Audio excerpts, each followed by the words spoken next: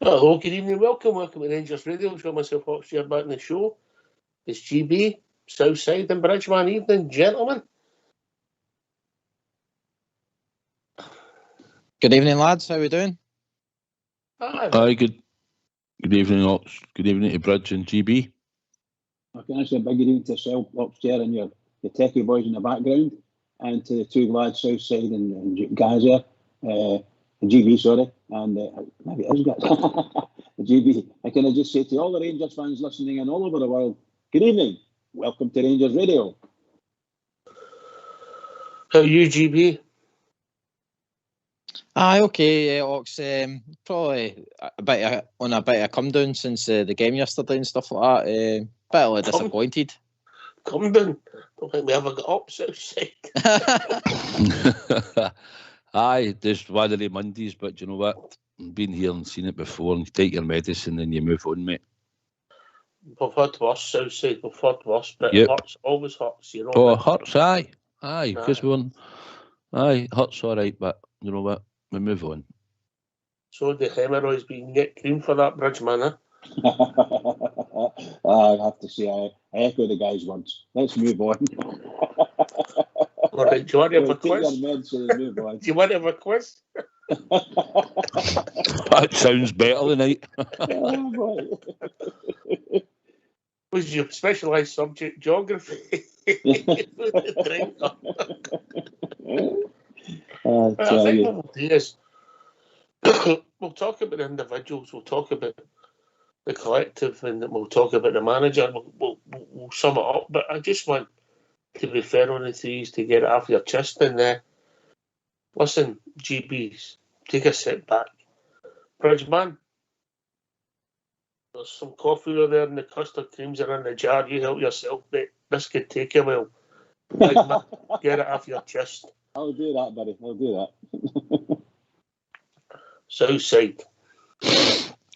I've watched it back today, because obviously when you've just watched the game, you've been taking that emotions and different things. You miss stuff and that you do, and you've not got the greatest of view if you're behind the goal and things that happen up the other end of the stadium and that. And see, to be honest, I think I said to you this morning briefly, I thought for 30 minutes, although we didn't start well at all, I thought for 30 minutes of the game there wasn't much in the game at all. We never really had our goalkeeper making saves.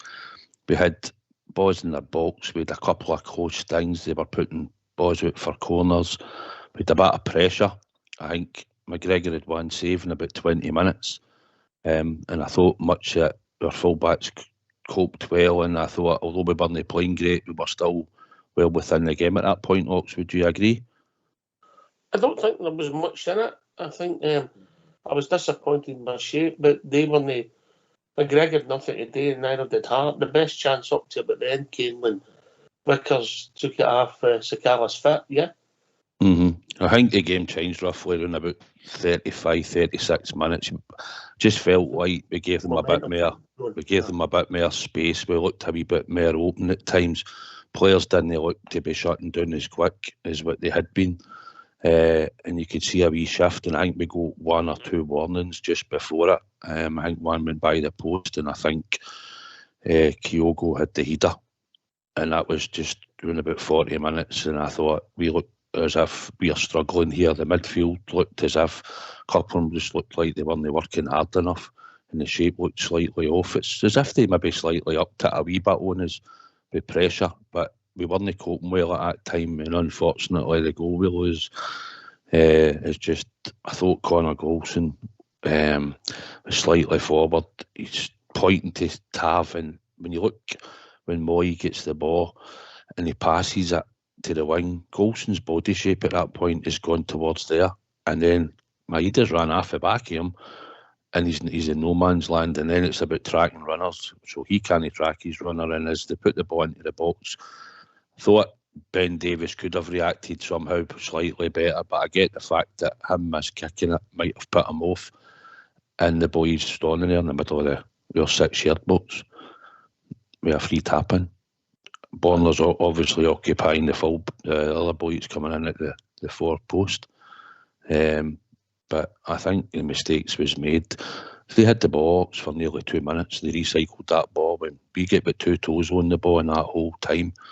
We didn't even put a foot onto them. Is that? I'll come to this. Is that the downside of the 4-3-3, mate? Yeah, but I'll come to that. But, right, so we get in 1-0 down at half time. We'll talk about the management after we get through the players, but go for the second half again, yeah. Well, I thought second half we would have had at least one change, possibly two. I think the general consensus was we would probably have changed something. I think if we still went in at 0-0, I think I would have thought we would have changed something in the second half, and it surprised us that he didn't. Obviously, Tav in the position that he's in, we could all see that Sakala was out ball down the line, and for some reason he plays it infield to Kent. And the minute was there a big moment before that, but when we hit the post? And then... Oh, right, sorry. Tillman turned him on the halfway line just at the north stand end, wasn't it? And he get running and obviously committed him, and he made a nice pass to Kent, who obviously went across the goalkeeper, but it was the right thing to do. And unfortunately, it's come off the post. I know Cala's at a tight angle, Sakala, but you're hoping that he's going to at least hit the target there, and you're thinking he's got to hit the net, aren't you? Did he go with his right foot instead of his left, I take it? And, you know, in hindsight, I'm thinking that probably what he done, but it was a chance to have got the ball in the net, and if no, maybe square it. I don't know if Alfie would have been onside or not. Alfie looked offside to me. Did he? So he's got to finish it then. He's got to put it in the net. That's what I thought. I've not watched it back outside. I'm not No, I think maybe slightly when I watched it might have been, but I think he's got to finish that at least. Hit the target, aye. And then obviously, like we said, the big moment was Tav's decision to play inside to Kent. Bad pass. Aye. You know, at the end of the park, mate, you get the back to goal, you're going to, 9 times out of 10, you're going to get mugged, aren't you? You know? Aye, and Kent had been pretty anonymous in the whole game up to then, you know, so... One shot, mate, one shot.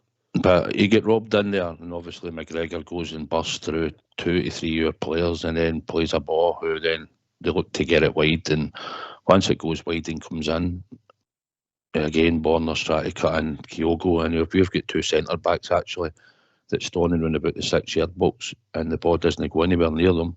That pass across your goal takes you 2 right out, and they're 2 up. And it just felt as if we didn't get a grip of the midfield.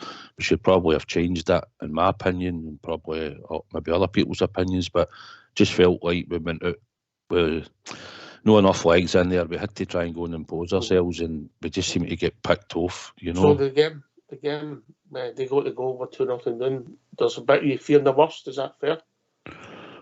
Aye, you probably will at that point, because nothing had changed. We rallied okay, and then we made the changes, yeah? Aye, we get the goal, obviously, just before we're making the changes.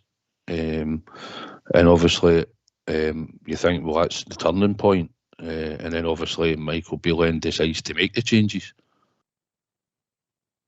And we've got them panicking, is that fair? For about 10 minutes, is that fair? I would say, when we scored up, I think they'd one wee chance in that 13 to 14 minute spell. I think when it got to about 81, 82 minutes, then the game started to die. But up before then, I'd say we were putting chances in round about their box. Ryan Jack was unlucky, got one blocked. We need a shot at goal inside the area. Was trying to put it in the bottom corner. We had wee sort of flurries about their box hawks. But we don't get enough bodies in the box, but we'll come to that. So the game petered out, is that fair? And then obviously you try to get the ball forward, and bit desperation, they broke away and could have scored, but never. Yeah. After 82, 83 minutes, it was more stop-start, wasn't it, to the end? Aye, they were cute. Whether you like it or not, they were cute. GB. Aye, well summed up. Southside, kind of agree with you. The first half, it wasn't much of a muchness. I think it was just basically our own downfall. Same old movie.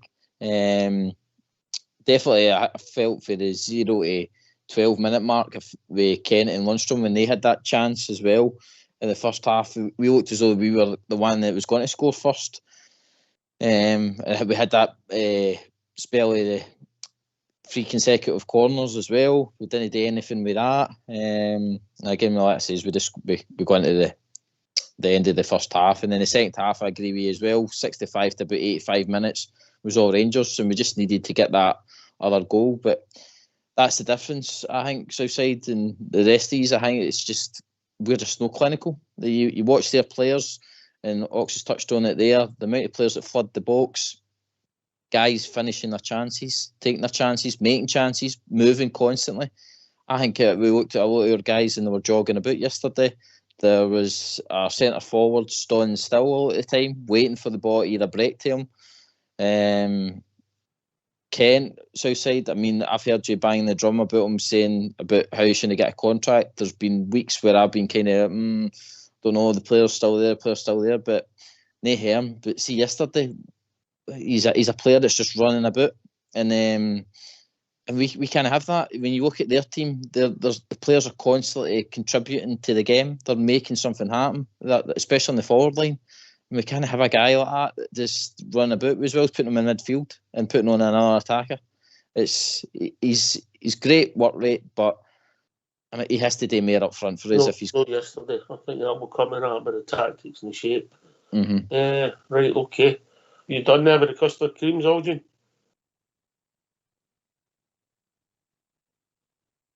Oh, he's still dunking away, Southside. I think he likes a dunk, doesn't he? The big You're on at the cookie jar. A long time anybody said that to Bruce. You're speaking to me? Aye. Oh, sorry, pal. I never heard my name. Sorry. I know that's the thing about this show. You sit there, we ask you questions, you answer them. You'll get a hang of it. You'll get a hang of it, Bridger. Stick with me. We'll try our best, pal. We'll try our best. Okay. How was the custard creams, all right? No custard creams, pal, no.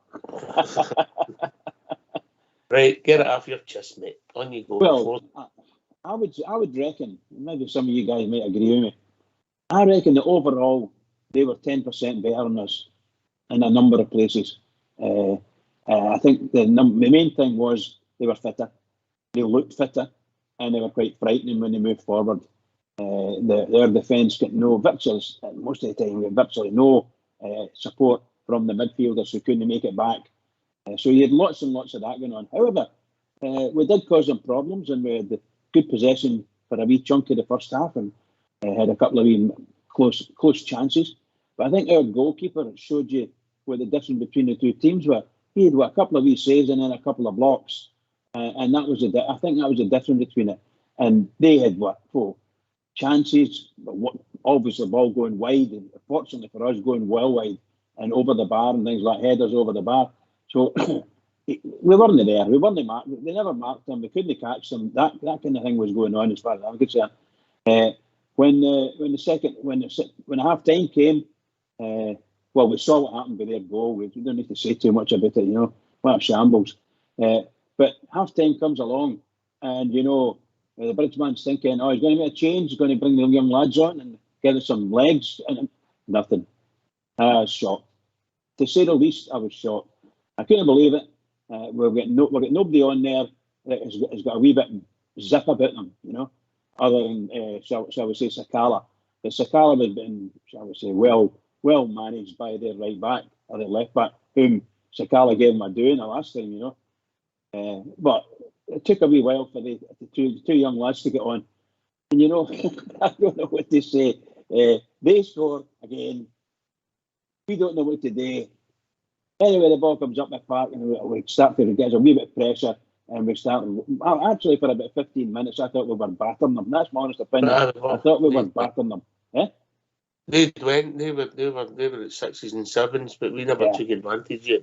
Yeah. Well, that's the thing I was going to say, Oxford. No matter how good or how bad we were, we got a goal. I thought it was by the way, a good striker's goal by Alfie. But really and truly, when you look back and you think to yourself, there was other chances. I thought, fabulous shot by Kent. It's a post, and we can't finish it off. Can't even get a hold of the ball. And there was a couple of chances where the ball came across the 6-yard box, and there was Rangers players there, but they couldn't even lift their feet together. They must have been knackered. So I don't understand it. I'm hoping that the manager sees it and sees it again and again and again, and decides to say what he's going to say. There's a lot of Rangers fans thinking that there's a lot of folk in our squad who are just not worth it. They're just not worth the worry. And I don't know why the manager never put the young lads on. I just don't. Till very late on, and you saw they were effective. They came on, did their business, but they just couldn't get the ball in. Or The trouble, when it went the in, trouble they couldn't is, get the ball in it. I get you, Bridget, but it's a double-edged sword. We don't know how that went. You put them on. Yeah, you don't know how that went. Yeah, it could have been worse. You don't know. You know, but I get it, and I think the manager will get criticism for that, Bridgeman. Yeah.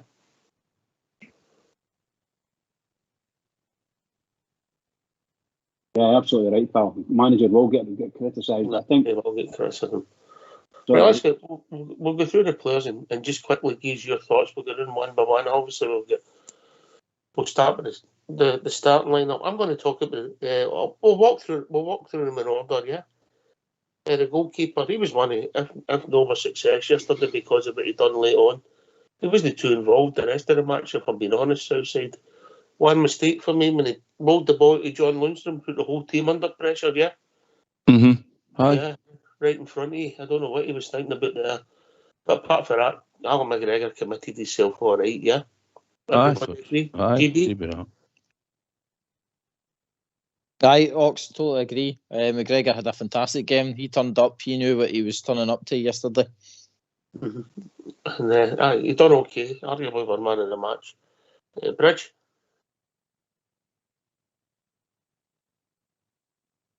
Yeah, I thought I would give McGregor my man of the match. I think he did very well. There was a couple of times where his distribution of the ball, both by hand and feet, was a bit questioning.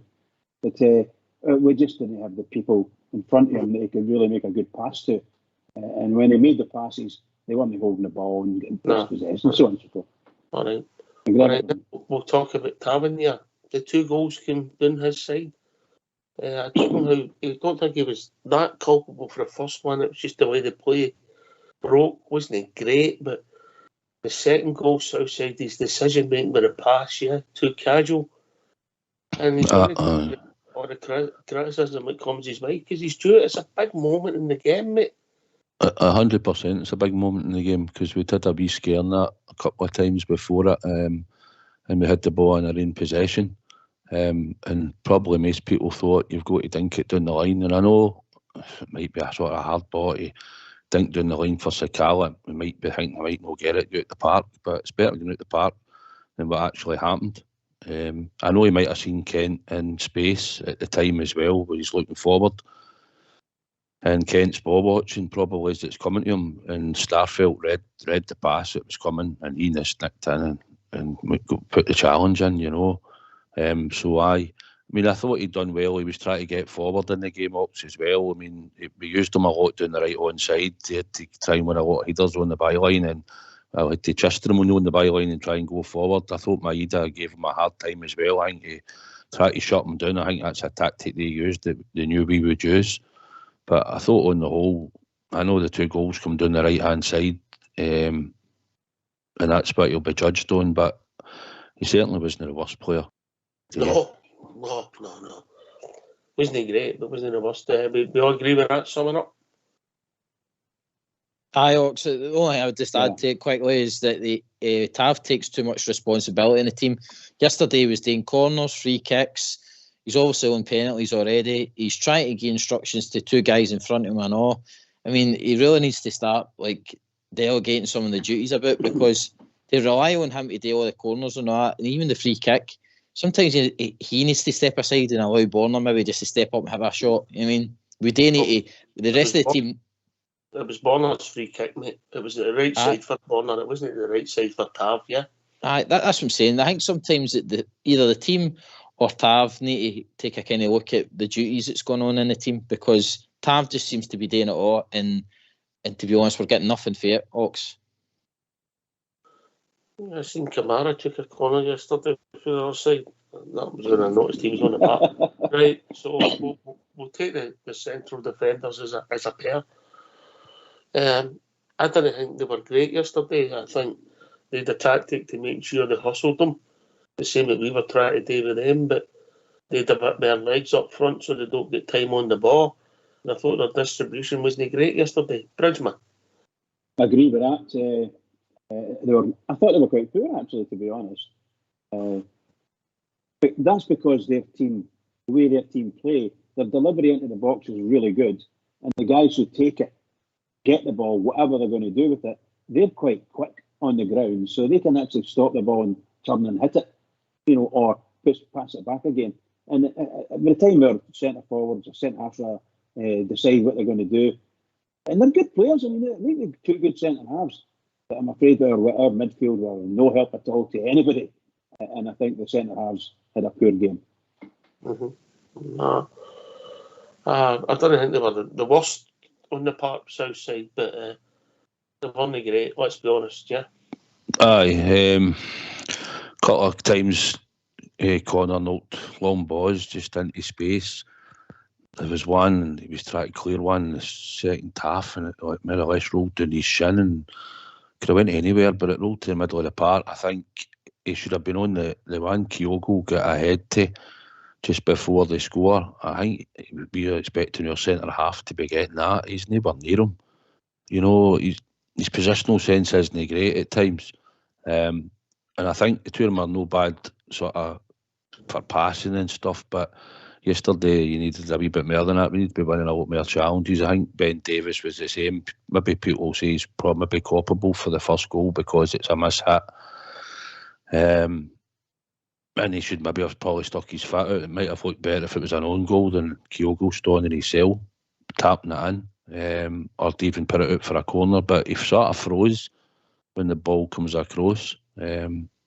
So I suppose when you're looking, and then for their second goal, we've got two centre backs standing in space in their 6-yard box, and the ball's getting played across to him again, and you've got Borna that's slightly his on the wrong side. That probably if he brings him down, it's a penalty, and he's probably getting sent off, and he's trying to get across him. But we've got two centre backs in the middle of that 6-yard box, standing and doing nothing. No, so they weren't great. Agreed, GB. Aye, Ox, agreed. Nothing to add to that, mate. Aye, okay. Borna, some good deliveries. There was a man corner kick in the first half, mate. It's just it bounced in their 6-yard box. It was just trying to be knocked in, GB. Aye, he's had his moments the same way. That chance as well, it rolled through Choak's legs. He just had to bury it. I felt, Ox, I don't know if you noticed yesterday, but see when they swapped, when Celtic swapped, I think Borna was doing brilliant with Jota and Tav was doing brilliant with Maeda. But the two of them swapped in the middle of the first half.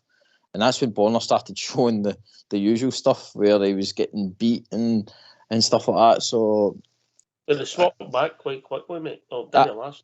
I didn't. In the second half, they were back to the way it was. No, they done it in the first half, mate. They done it in the first half. They swapped back. Mm-hmm.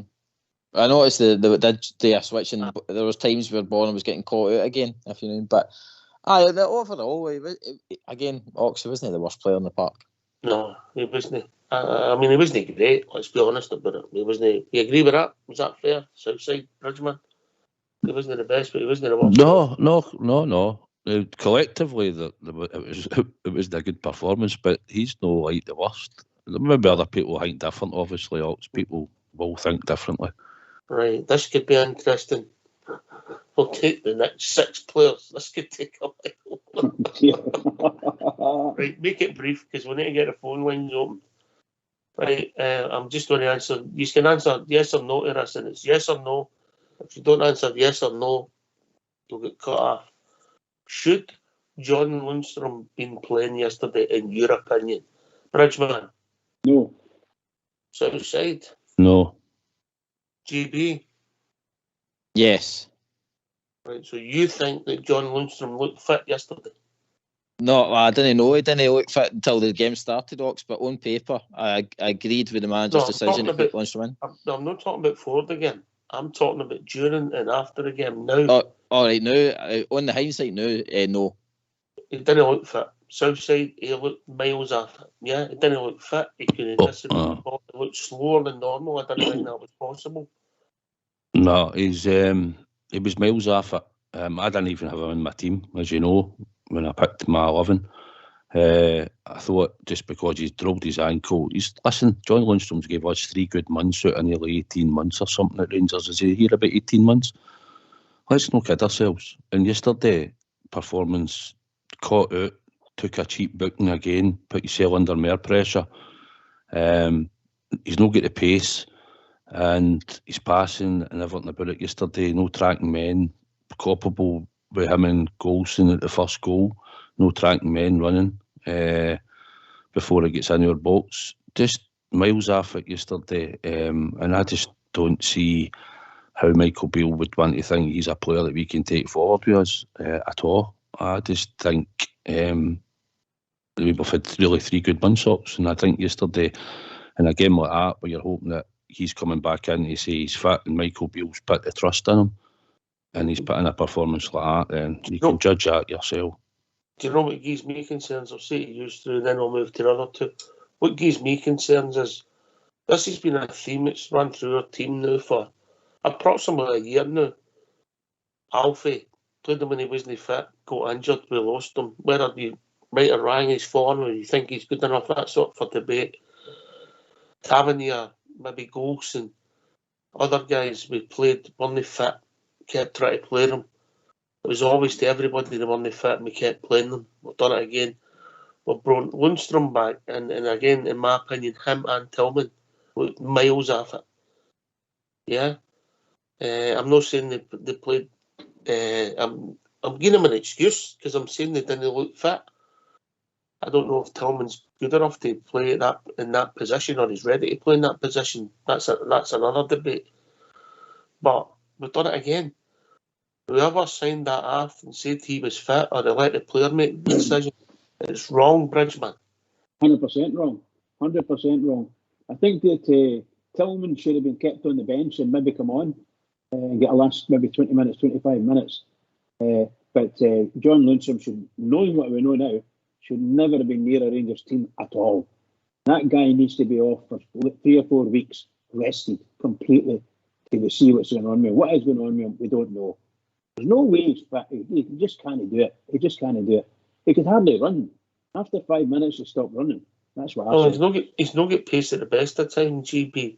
And yesterday, he usually looks as if he's towing a caravan.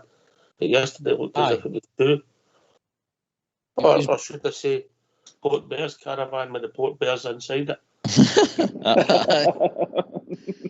He was blowing knocks. I mean, that first goal, I mean, anybody with any desire and pace about them would have probably charged doing that, what do you call him, Hatate, to try and stop the cross in.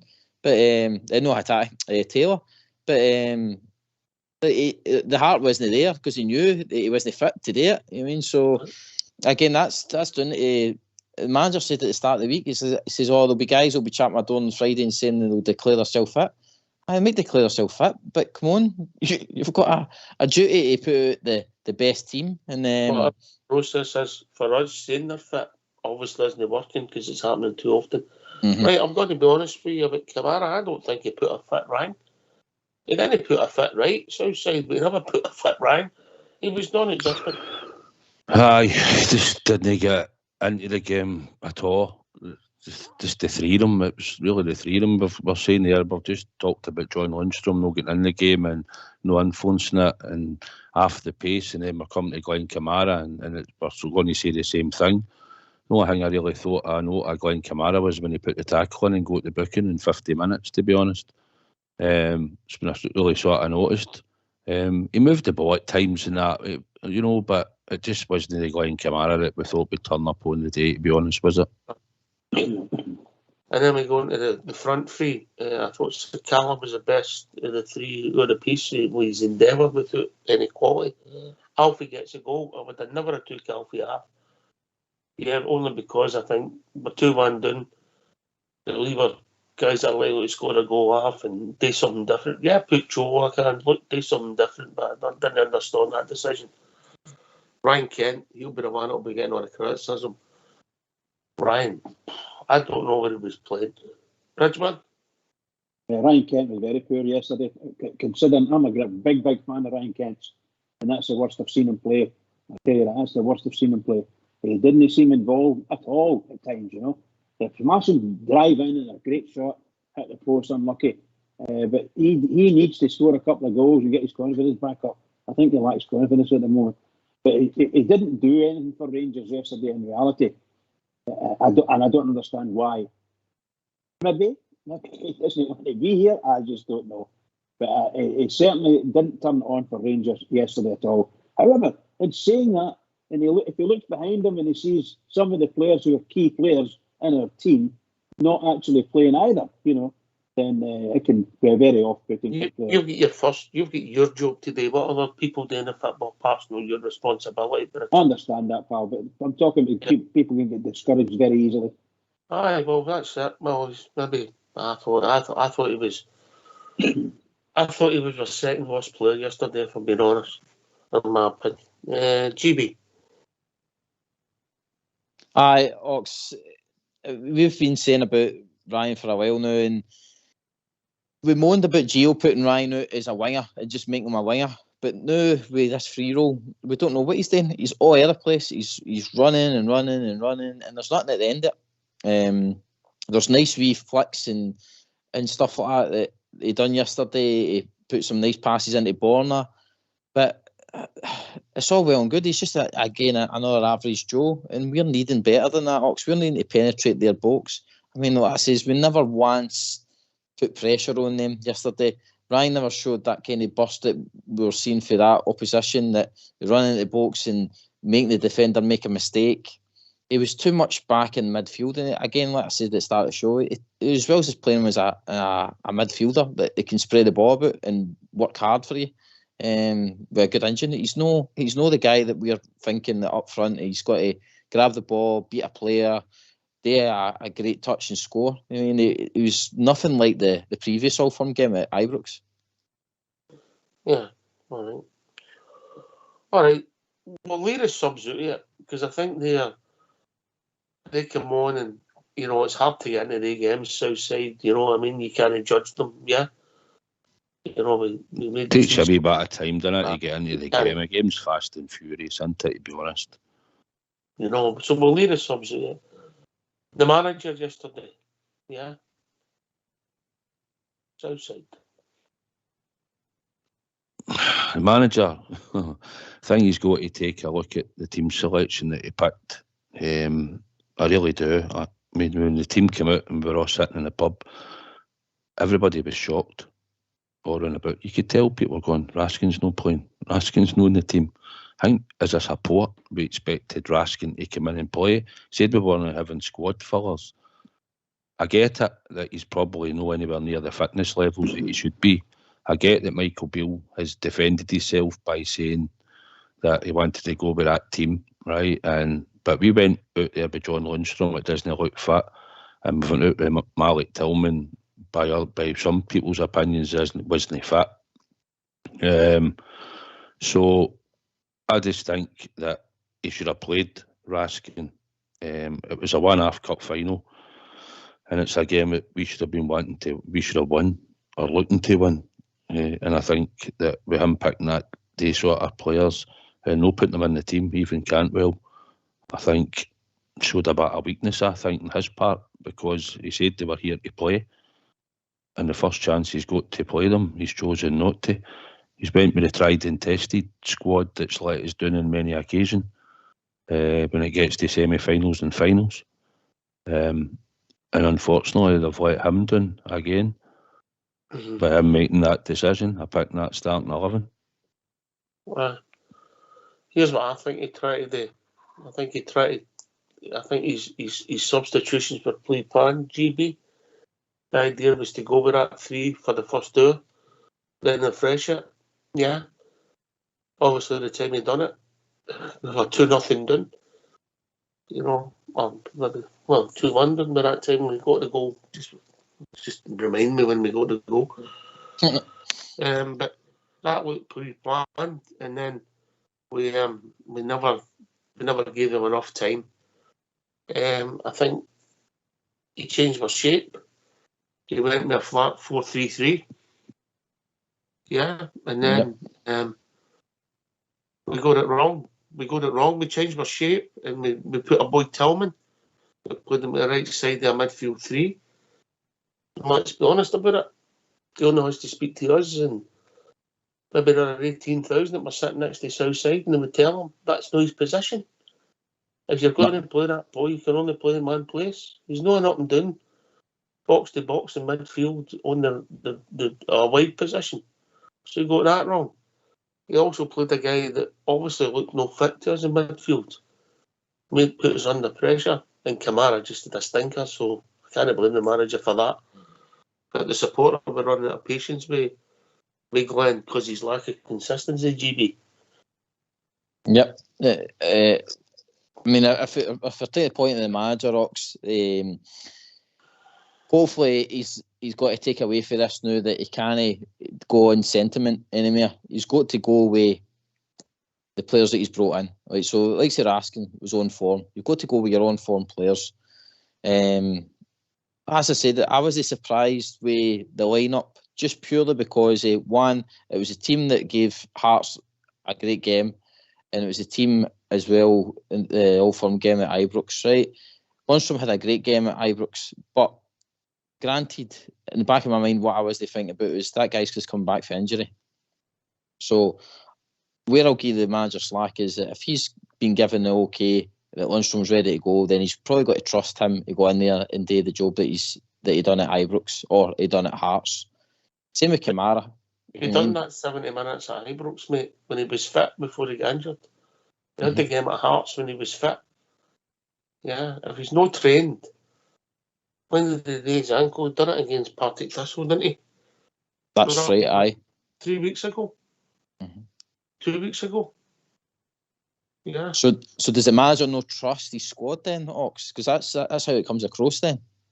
Because he keeps going back to these guys. He keeps going back to these guys that keep letting them down. Well, the squad, there's only 2 new players coming, yeah, that are fit this now, and that's Cantwell and Raskin in that place. It's the rest of them are all the tried and tested that's been there before. And ultimately, they've failed on a lot of occasions, but he can only pick what he's got, so he's got a choice to make. And in hindsight, he got it wrong, Bridge. Yeah. I honestly believe he did get it wrong. I think someone's told him that Goldson's all right to play, and whether that be Goldson himself or another part of the thing. Goldson? Sorry, Lundstram, apologies. He made a huge mistake bringing him on. He should never have played. And some of the other guys are questionable. Their fitness, Tillman, another one, very questionable. And it's sad. It's really sad. And you wonder what's happening with the squad. Why is it happening like this? Does that mean we don't have any players that are fit? That's the question I ask. Do we have any players that are actually 100% fit? Because it doesn't look like it. Yeah, it's a theme that comes through the thread. Right, okay, we get these phone lines open, gentlemen. Yeah, that'd be good, Ox. Cheers. Yep. Let's hear from you. Why don't you give us a call on 0141 356 1972. It's your show, it's your platform. Let's hear from you.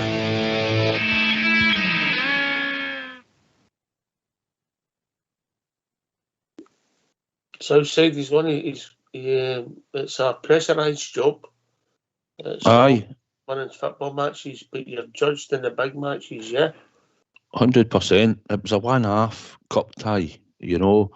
And I know what GB's saying, and because he's alluding to what Michael Beale says, it was a good team enough to beat Hearts at Tynecastle, and we were 5 minutes away for getting a result against them with that team. But 2 games against them are never the same, and it was a cup tie, and we've made our squad better with the 2 additions to our squad.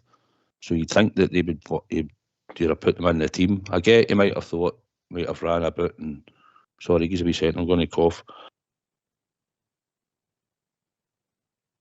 Yeah, but sorry. Listen, but Why did he change our team, our setup, man? If he went to a 4-3-3, a flat 4-3-3. Aye, because I think because he put the nucleus of the team together, he knows he could probably play that style of football in that system. The nucleus of that squad was already there. So the midfield that he picked, they could play that sort of style. And I know Tillman didn't look great on the right-hand side. But we had no legs. We didn't have players for midfield getting in round about the edge of their box to get shots off or even getting into their area. You know, we don't. That midfield don't have legs.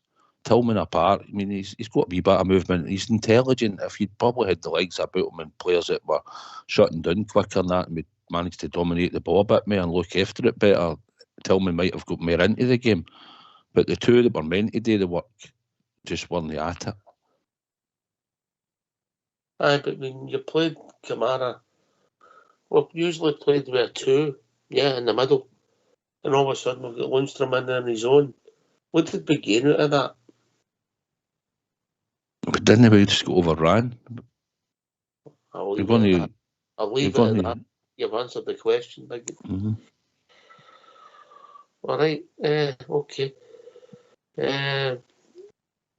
We'll see where it takes us with the next callers, Bridgeman. Obviously, we've lost a game of football, and we know it always hurts when you play Raymer, Bridge. But we've had worse performances, but we need to start getting competing in big games, mate. We've got to be able to win the ball, hold the ball. The usual things that you were learning when you were a youngster to play football. Get the ball, hold it, pass it, do what you want, or dribble. We could do neither of it or any of the others. I actually saw Golson doing quite well on one run. He managed to get away, get himself a bit of space, and produced an absolutely terrible wide angle ball to nobody, you know. But they can do it. Obviously, the skills are there. Don't know what it was. I don't know whether the pitch was against them. I don't know what it was. But for goodness sake, Mr. Manager, you've got to get it right. Put the right people on the park and you'll get it work. All right, we've been joined by Bobby. Mikhailichenko. Evening, Bobby. Hi, mate. I'm a wee bit more calm down. I phoned you up yesterday after the game and I was a wee bit all over the place. But I've actually watched the game back today, put myself through the pain. Did you enjoy it, Bobby? No. I thought it might have been a different score, but it's still the same. All right, unlucky. What I'm saying is, but we need to stop praising these players up. It's time to say these players aren't good enough. Now, there's certain players in that team. So I'm with JB. He asked us to put a team out for Sunday before the game, and Lundstrom was in my team. It's all right saying, he shouldn't have been on the park, but you were asking for a team. Aye, right? I would have put him in the team. Aye. So I'd had Lundstrom in the team. Okay, it didn't work out, but none of our midfield worked out. They actually ran all over the top of us, and there's certain players in that team that Beale will keep on going with. It shouldn't be there anymore come the summer. First of all, Robert might phone in. I get rid of Tavernier. He's no good against Celtic, right? He might have had that a couple of years back here, but he's no good at Barisic, Kamara, Jack, Lundstrom, I'd say as well, right? Kent, Roof, and I've got a wee question mark because don't forget we're bringing in players, obviously, right? And our main object is to beat Celtic. We must dominate Celtic to win anything, right? I want to pay 5 million for Tillman. Not against... I keep on saying Tillman shouldn't be on the part against Celtic. So if we're going to pay 5 million for him to play against Motherwell, that's fine. He'll show up. But if we're going to pay 5 million to play against Celtic, forget it, mate. Forget it. There's better players out there. That's as simple as that. And we keep on defending all these players. It's time for them to stand up.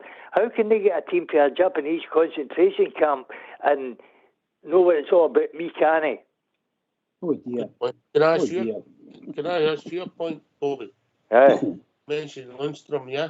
Yeah. Right, you were at the game. You put yourself through it and watched it back. Can I ask you, in your opinion, after the game? I would have played him as well, but we were assuming he was fit. Do you think he was fit? No, not at all. So that's not my fault, and it's not your fault. That's Bill's fault. He tried these lieutenants, and then when they get a, I was amazed that Raskin was not on the team.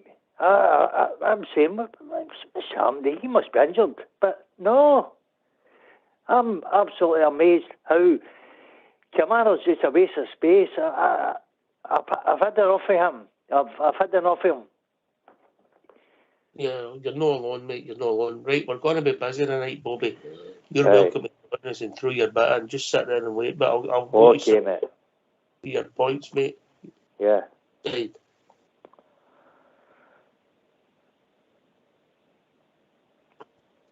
Southside. All right, sorry, didn't hear me.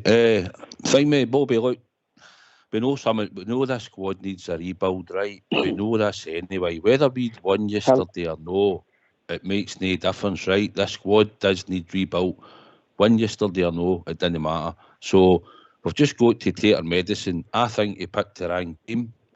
I wouldn't have played Lundstrom. You did have him in your team, and everybody's entitled to their opinion. But we needed legs, we needed energy, and we had three out there that weren't doing enough to get in the box. And we've just it's on Michael Beale. He picked 8 players. He didn't use the 2 new additions that we've added to our squad to make it better. So I think going forward, I think you'll see Raskin and Cantwell now play, and I think it's done now to Michael Beale to make sure that he starts to get a reaction for the players that he's going to start going forward with. And there's other ones there I think should just start getting phased out gradually, and let's see what other players can do to the end of the season. All right, we've been joined by Gary. Evening, Gary. Good evening. How you doing, gentlemen? Good to speak to you, mate. First time you've been on, Gary? It is indeed, to be honest with you. Nice to You know, hear it's just actually. Nice to hear you. Yeah, we're a self-help group and nights like this. On you go, mate. The floor's yours. Just hearing the end of the gentleman's conversation there about. Just wait a minute, I'll stop you there, mate. He's not a gentleman. Carry on. You know, yesterday was very, very disappointing from a managerial position. You know, Beale has come in. He's been, to a certain extent, he's been a bit of fresh air. And let's not kid ourselves. You know, there is 2 teams in Scotland, and them 2 teams are light years above anybody else. So, you know, we've maybe had an easy ride of it. And yesterday was our biggest challenge that we had came across. And what I couldn't understand, you know, from yesterday's perspective, that, you know, Kamara had been carrying an injury, Lundstrom had been carrying an injury, and obviously Tillman got one hell of a whack a week before, you know, and was doubtful, and was he playing, was he not? And to play a 3-man midfield, you know, with no energy, and, you know, and coming back from injury on a heavy, wide pitch at Hamden, you know, you were all probably at the semi-finals as I was, and, you know, it's a wider pitch than what we normally play on week in and week out, and it's a heavier pitch. And, you know, after 20 minutes, you could see the writing on the wall that basically, you know, Celtic were just so energetic. You know, I even think at one stage they played 4 in the middle and 4 against 3, you know, and we had no legs, we had no nothing. At come half time, you were expecting big changes. You know, the obvious substitutes, you know, attacks the Sonnet, chases after 20 minutes. He's Lundstrom off, Tillman off, and Kamara just was not at it. You know, and the obvious replacements, you know, he can't turn around and say he inherited the squad, because 2 players that he picked, he bought, as in Cantwell and Raskin, why didn't he play them? I was just lost. And I mean, I'm sure a lot of, you know, Rangers supporters are at a loss today to saying, you know, we've came through a period of 3 to 4 months there, you know, when we've basically made great strides. But yesterday was basically the ultimate challenge. and we just failed from the very, very start, as we did the last time we played Celtic. We started off poorly, we go behind, and then we basically up our game. And we can't keep doing that, or it'll be another 5 years before we're anywhere near them. And, I woke up this morning with a sickening feeling in me. It was another lost game because of, in my opinion, inexperience from a managerial perspective. I mean, it seemed to be the old Steven Gerrard thing where he had to make a substitution after 65 minutes. You could have just wrote that week in and week out. And yesterday, after 65 minutes again, Beale made substitutions which should have been made at half-time. And I just didn't get it. And I do believe he owes his supporters and the fans an apology. He's been honest up to now, but listening to his reviews and, on YouTube last night, there was just nothing. It was, I put 11 players out there to win the game. The players sort of let me down. The questions that I would be asking, were they fit? And I can't understand also the amount of injuries that Rangers football team are having week in and week out, and how come Celtic don't have them? Is it a training? Is it the training ground? Are they carrying out the proper, training regime, or are they doing something wrong from that perspective?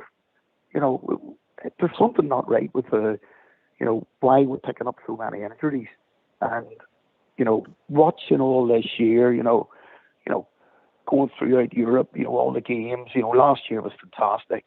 We were on a high, and then we came to, the first game in Amsterdam, and I left the stadium at half time. You just knew we were not fit enough, and we are not fit enough as a football team.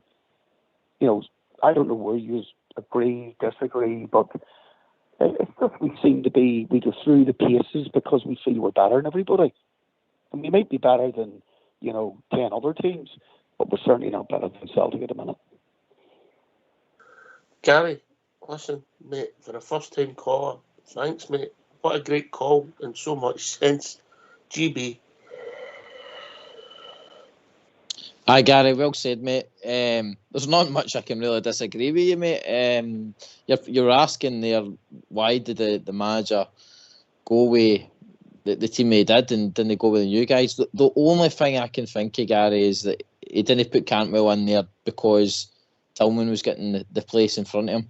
And to be fair, Tillman has shown more form than what Cantwell has. But no wide right, GB in the midfield. Different position. No, but we know that we know Cantwell's kind of the one of the ones where he can bring on and he can play anywhere, Rocks. I mean, so it's kind of that way. I can get the whole Tillman getting the nod because he, like I says, where he is in form. I mean, he's probably looking at that boy can maybe make something out of nothing. Right? That's where I'll defend him. But like say, Lundstrom and stuff like that, we must have had a training session before that game, and surely he would have seen where Lundstrom was at. And again, if a manager was happy with how he was running about and how he was contributing to that training session, then that is really on the manager. The manager's got to take the flak, and hopefully, well, he must learn for this, because if he doesn't, it's going to cost him his job. If he keeps going down this road, he's picking players because they're saying they're fit and ready, and just because they've had a wee bit of nostalgia, then unfortunately, what will happen is next season, if he goes with that kind of attitude, then the first kind of Old Firm or the first major tournament he doesn't win, then it'll be everybody will be coming for him. Yeah. But, the other aspect is, and we all know this, what you do on a training part is completely different from match day. Yeah. People's actually telling you what to do, going on 10 yards here, the left, 10 to the right. But when there's a man basically on a pitch and he's making different runs, and let's be honest, Kamara, Lundstrom, they're not creative players. That's what Rangers is lacking. Now, in my honest opinion, and I know I've heard Michael Beale say, I think he's a midfielder. That has only come out. He didn't play midfield in any of Bayern Munich, as reserve games. He played off the front, off the front number 9. And that's, I know it mightn't suit the Rangers system, which obviously we play.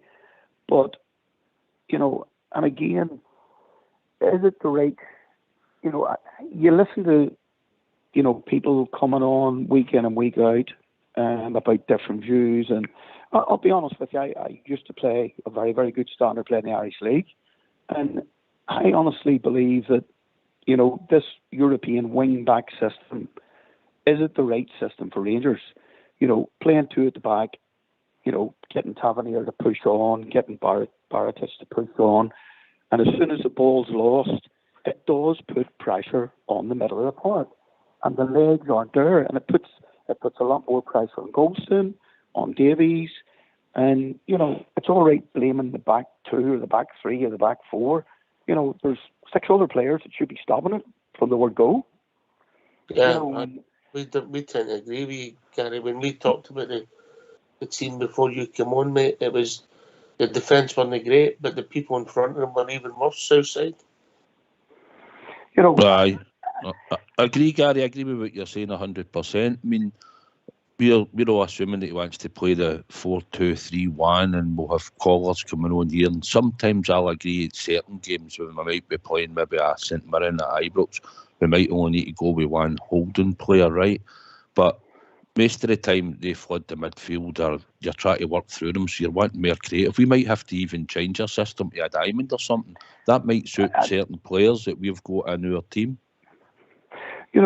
I don't know what you've seen. I mean, even yesterday, which, watching the games every week, you sit and go, and okay, fair enough, I'll give Kent a free roll, and sometimes he floats about. But yesterday, I don't know what you noticed, but basically, Celtic, Jota would have switched, the two wingers switched. When do you ever see Sakala and Kent saying, I'll tell you what it is here, I've got the beating of him, I'll swap you? Just to change it up. They did yesterday for about 5 minutes in the first half, mate. Yes, no, I honestly thought No. Morales had a reasonable game yesterday. Don't get me wrong. I could see the frustration with him. But I thought to a certain extent, he put himself about yesterday. He tried hard and he frightened. Gary, would you have took Morelos off? Would you have took Morelos off? Yes or Not no? a chance. Not a chance. Bobby, you were at the game. Would you have took Morelos off? Yes or no? Not, same as I recall, not a chance. No. Southside.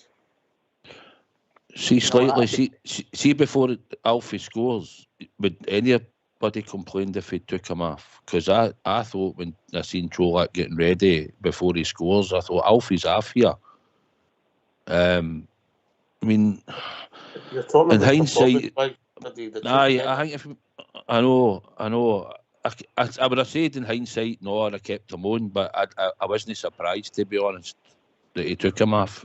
All right, gentlemen, we've reached that time of the evening. Get your phones on mute. If it's all right with you, Gary, we're going to have a tune, mate, yeah? Yeah? I mean... All right. Get yourself to mute, lads. We're going to have a tune.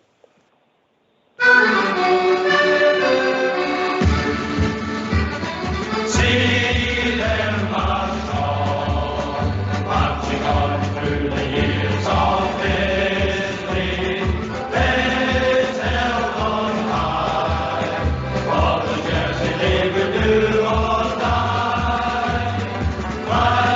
Fight for time, play the game with a mind of glory. With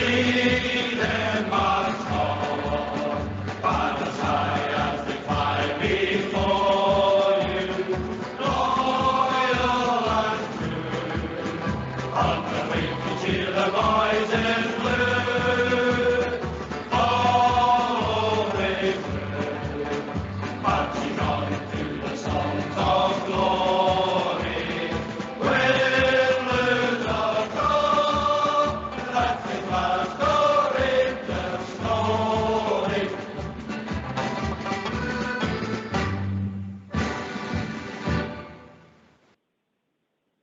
Why don't you give us a call on 0141 356 1972? It's your show, it's your platform. Let's hear from you. All right, we've been joined by Craig. Evening, Craig. Evening, Ox. How you doing, mate? I couldn't even bring myself to phone you yesterday. I was that angry. It does strange things to us, mate. Sometimes if you had the conversations we have after, you would see us in different lights, you know. We've got to appreciate this is a live show. Get it off your chest, mate. Take a seat on the couch, lie down and get it off your chest. I phoned you in November 21 saying that Alan McGregor was done and he cost us the league last season, but yesterday he was our best player. We agree. Sorry, sorry, he was our only player. Only guy who turned up. And especially at the end when he kicked the ball right in amongst them. That was a highlight of my day. I couldn't get to my club. I run the Tyneside through. Sorry? Where did it go wrong for you, mate? I couldn't even get to. I run the Tyneside True Blues. So we're now at Wall's End, the Anson, if anybody's ever down Newcastle way. Because nobody would look after my Great Dane. I've got a Great Dane puppy and he's called Rangers. So I sat in the house. My partner went upstairs because I was shouting at the TV so much. I just cannot believe this Michael Beale guy. I mean, he's a top coach. My son, who's out in Australia, had a friend who, well, one was Everton coach and one's a Liverpool coach, and he told me before he came with Gerrard that he was the brains. How on earth can you start that team? I mean, no Rangers fan in the world would have not had Raskin in that team. You need legs. You need a battle against them, so you'd have to put probably Ryan Jack in. I haven't seen enough of Raskin to see if he's a battler. He looks like, they call him the little pit bull was his nickname, so I take it he is a battler. You had to play Cantwell as well, because no way Tillman is fit. Tillman is a number 10, and that's all he is. And we agree also. also. The legs to play in midfield. Celtic are just, I've said it since Skippy came in, as I call him. The way to beat them is you have to play three at the back. You have to play 3-5-2. Get in the midfield, stop them. They do it all the time. I think it was it Old Bear yesterday? Slipping that ball in between the full back and the centre halves. They do it all the time. How many times as well, Ox, have we lost that same goal across the box? Many times we lost that same ball coming in from the right side. Yeah. I mean, it's just. I looked yesterday, right, and it was a great ball across, and that Vickers, is it? The way he cut that ball out, they threw themselves on the line for every ball that was in. The blocked shots, they throw their bodies on the line. I watched the ball come in yesterday. Tavernier, who I've never liked, but I'll go on to him later. He gets out of the way of the ball. Goldson, I don't know where he was. I've never rated him. But I must admit, I was glad when he came back because he's the best of a bad bunch. Davies, I don't know what he was trying to do. And then you've got Barisic, Mr. Sleepy. I mean, he's another one. I could go through the whole lot of them, but it would take too long. We did, mate. We did, and a lot of our views were similar. Southside. I think Michael Beale is going to take the can for the team selection. He can say that he liked it because of this or that reason, but like you said earlier, we were all gobsmacked before we're getting to the ground and Raskin wasn't starting. I know he'll say the level of fitness is probably nowhere near where it should be, but come on, it's a one-half cup final, and if we could have got maybe 60 minutes with the guy, or even a good 45 minutes where we were actually dominating the game, I agree with you. We didn't track runners. They have right backs running in by. I mean, at one point, their right back in the second half was in our box, along with about 3 or 4 of their players because they go running by their midfield, and it is hard to track. And maybe a 3-5-2 might be a better system to combat that, but we didn't track certain runners at certain times in the game. We didn't have a good level of fitness. And that costs you when you don't track your runners. And like you say, it's simple passes into the box that they were just on there to tap the ball in. I mean, Southside, I played for Newcastle United, right? As an apprentice back in the mid-70s, Gordon Lee time. Malcolm MacDonald was there, and then he left. And I mean, you're taught in football. I mean, I never played fullback, but you're taught the way to stop a cross is don't let the cross come in. I've never seen a team in world football that just stand and let a crosses come in. Yeah. I mean, it's just simple. But like Bridgman was saying, it's just simple basics of football. I mean, Kamara, that bloke. I mean, honestly, he's never been the same player since the races. Carry on. He was playing brilliant, and then that racism. He's never been the same player. It still probably can't be affecting him. But there's another thing as well, it's because of no reserve football, right? And I don't know what one of the guys on tonight was saying it. There's a difference between being fit and being match fit. I mean, John Lundstrom, man. I mean, as an ex-footballer, watching that, it was embarrassing. Yeah, we all see it. And I'll come back to you, Craig. We've been joined by Jimmy. Evening, Jimmy.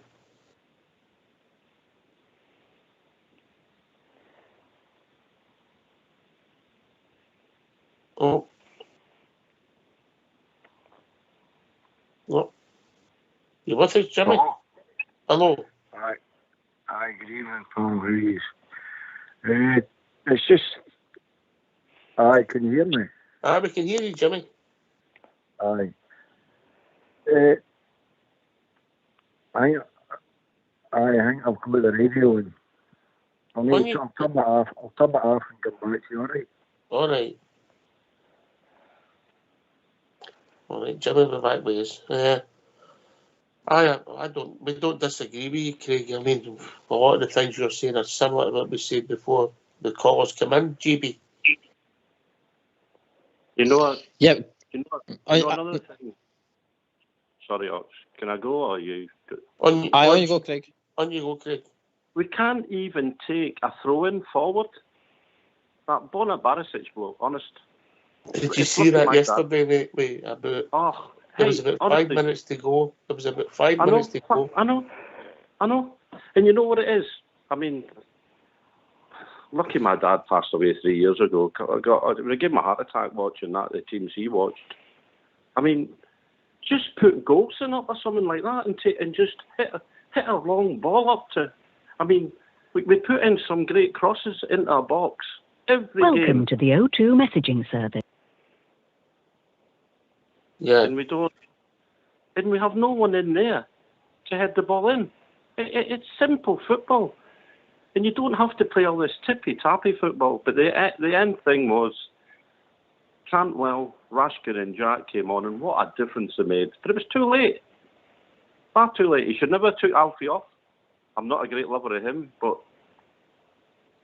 Have you ever had a night out with Andy Felix? He doesn't like a lot of their players doing it. I was going to say that. Absolutely sounded like, but do you know what? He's got a point in a lot of what he's actually saying. I'm not arguing. I'll have arguments at a club, right? And I mean, I was born early 60s, right? And I can remember Jim Baxter and all the and he came back when he was done. I mean, getting all through the 9-in-a-row teams and all that, and watching this, it's absolute drivel. Honestly, it's. I mean, You know, the only ones I would keep is Lawrence, Ridvan, Cantwell, and Raskin. See the Lawrence whole, I'll get rid of the whole lot of them. I mean, we've got two central defenders that are just static. And the thing that really annoyed me right at the end, in Lucky My Big Great Day, and he's called Ranger as well. I was going to phone up Beale and see if he wants a centre-half. Cantwell makes a great run right through, gets a free kick in Bona Barisic territory. I mean, you couldn't get a better position, and that Tavernier takes it. And how the heck, how he's in the Hall of Fame, I've got no idea. It was a left-footed, only because his numbers, mate, in the games he's played. I know that. It's a full-back, Ox. I want a full-back to defend. And most of them are penalties. I mean, next we'll be giving everybody an allowed in the Hall of Fame. I mean, we're just a pure embarrassment. Lucky I don't know many Tims down here. Good grief. I mean, they're not even good. No, they didn't play well yesterday neither. But what they've got is, Ox, what they've got is they can all run. Like Old Bear said yesterday, they can all run, and they've got 4 players that are quality. That Hatate, I hate to say it, but he is a brilliant player. Brilliant. Jota's got ability, Abada's got ability. Yeah, but when we played at Ibrox and Lundstrom get close to him, mate, he didn't want to know. He was fit then. Exactly, mate. That's my point. You know, I mean, how many players, like you said before, have we played? We must have played every player in that team injured. Yeah. And you come, Bobby. You know what it is, though? It's the only one that's not been injured is the bus driver.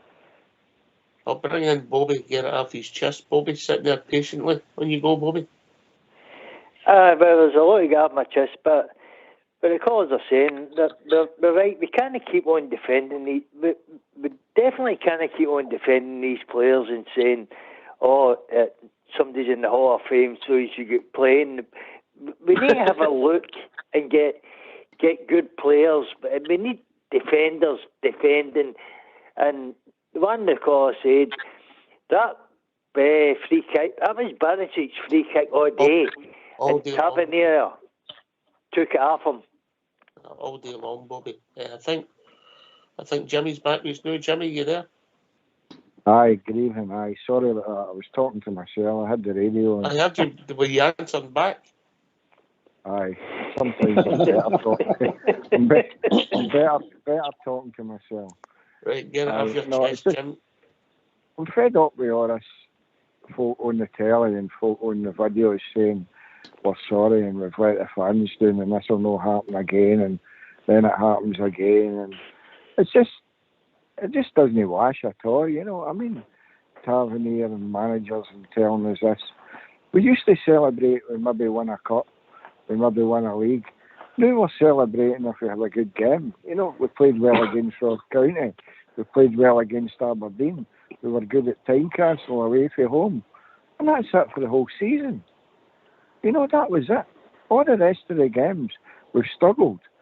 Beale's, they're saying all about Beale's most successful start for any Rangers manager. But I've been at most of the games, and most of the games we struggle. Even the other week there at Livingston, I said to the boy next to me, I says, we're lucky here. You know, it's no comfortable at all. And then it so happened near the end, free kick, boy gets sent off, scored with a free kick, and then we finishes it off. Would it be fair to say since Beale's come in, we've had one comfortable performance, maybe two, away to Tannadice, and Tynecastle. Aye, that's it. And I've not seen much else, you know. We've scraped through and we've got results. Welcome to the EE voicemail. Up at Dundee we've done it, but it's not convincing, you know, far from convincing.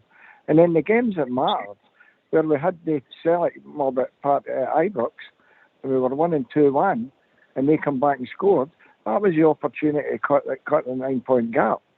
We couldn't take it. And then yesterday, in the cup final, that was a chance to win the League Cup, which we've not won since, I don't know, 10, 11 years, 12 years I think it is now. 2011. And we couldn't take it. these are the big games, and these players aren't showing up, and they can't do it. The squad's poor. I've said that all along for a long, long time. The squad's been poor. And, we've got players there and we're trying to defend them and they're saying this, that, and the next thing. But it just doesn't wash anymore. We can't defend and we can't score goals. Sakala's got a wee heart of goals and running about and does this and does that. But he can't finish to save himself. That one should have been into the back of the net yesterday when Kent hit the post. They come back out and he battered into the side net. That should have been a goal.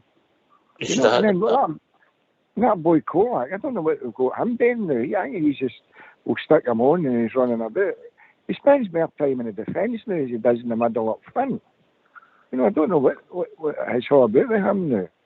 Started off well, scoring goals, then he went out injured. And it's as if we've not got a place for him now. So they just say, well, we'll just put him on and see if anything happens. It just doesn't sit right at all with the whole thing.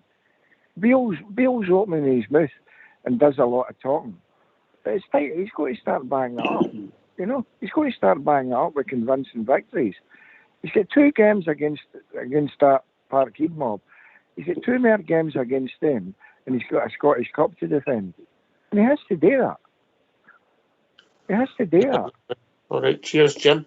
The Bridgeman, in you come, mate. I think I agree with everything that's been said there.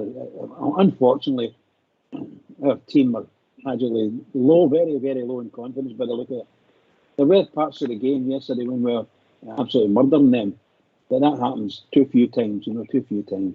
But we should have on that part, low confidence yesterday, Bridge. No lost again. We should have been the proper team, and you picked and you go out, but 3 players are potentially 3 players aren't quite 100%. You might not go quite 100% yourself. You take it and see what happens. But my goodness gracious, this Glasgow Rangers we're speaking about, how can we have all these players looking quite unfit? It's just unbelievable. It's just crazy. Oxford. I think that Mr. Beale has to start looking around him to see what's actually happening and speaking to people around him and find out what they think is happening so that they can sort of match the two and find out, is it him that's at fault? Is it his own coaching staff that's at fault? Or is it just the players that are rotten? I don't know. I really are poor. We are so poor, it's no real. Just so poor. And it's disappointing. Oh, sorry. I think we've been joined by Ian. Evening, Ian. How you doing, lads? All right? Good to hear from you, mate. Floor's all yours, mate. I know you've been waiting patiently. No problem, mate. It's just, I've been listening to the show for an hour and a half. Every one of the callers is bang on what they're saying. Even Bobby? Even Bobby? Well, I would make exceptions then. And nearly every day it's been on the show has been right. But I watched a couple of things on the telly today because I was planning my day off work today to celebrate, and it's just been hard work all day. We know at the 2 o'clock yesterday when the team was announced, I said to the people who were watching the game, we've dropped a ball here. I said, well, where is the 2 new lads? So we know what the problem was. The point I'm going to try and make, lads, is Beale turned in and said after the second or third game, the problem isn't as big as they're making it out to be. It is. Right. The problem is, it is major. They're an average team with loads of energy. We had no energy in the midfield yesterday and they ran over the top. It could have been worse than 2 or 3. Kolak wasn't the answer. I would have kept Alfie on when he scored that goal, and you could see he was a bit miffed when he came off. We're back to where we were when Beale took over, I think. I don't think we're any further forward. We've had a good little run, and like the last caller, I never got his name, so my apologies. We struggled. We had a good game against Aberdeen. We had an out against the Smellies, and we duffed Hearts up. The rest of the time, we've been very, very average. I think we all agree with that. What are we going to do? At Rangers, we don't get time to build. We've been trying to build for years. The Gerrard thing, when we had we've been chasing our tails on a long way back from where we were 2012. Do we expect more? Probably yes. Should we get more from the board? I would say definitely yes. We need a lot of investment. We need better players, and we're going to be chasing our tails again for a long time. They know it, and I think we know it. I think the hardest thing, Ian, is getting players out the door, mate. You know, the guys at Roof still got about 18 months left in his contract, or 15, 16 months. Hollander, we've hardly seen him for 2 years. You're paying him a wage. You know, it's getting these guys out the door so you can bring players, bodies in. I'll go to South Side then, Bobby. South Side. Aye, everybody that's been on tonight have all been spot on. We're carrying too much deadwood. We've got a squad there that's underachieved, and like you said, they were built by Stevie G, and some of them have even been there before that. And they've just went on. We had a wonder season and won a league, and then I think we looked at what was across the road, got complacent, and thought this will be good enough to go again. Unfortunately for us, it wasn't. Plus, we flung away chances to win cups, as Jimmy's alluded to earlier. We should have won League Cups or a Scottish Cup before now. And this team have been badly damaged in Europe as a squad in the Champions League. And this squad needs broke up regardless whether we were winning that cup yesterday or no. This squad needs revamped. If we're going forward with Ridvan at left back, we're going to have to find another left back to go cover. Tav's shown a bit of age, wear and tear. Coulson, I wouldn't have gave a 4-year deal to because I don't think the two of them, in my opinion, will see their 4-year contracts anyway at this club. And we've got freshness with Raskin and Cantwell. Whether Kolak stays, I don't know. And Roof, they'll probably want to.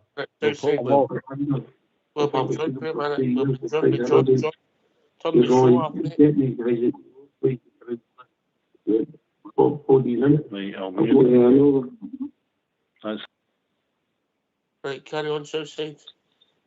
I think we know, like we says, we look through the squad, and whether he keeps whatever, Ryan Kent, I wouldn't begin a contract to. I would let him go. I think we've got to look to save wages and put it towards better players, more energetic players. Whether it's down to the Ross Wilson and Beale to come up with these type of players, scouting system. They don't all need to be in the Championship playing games. We need to go further afield and look at players.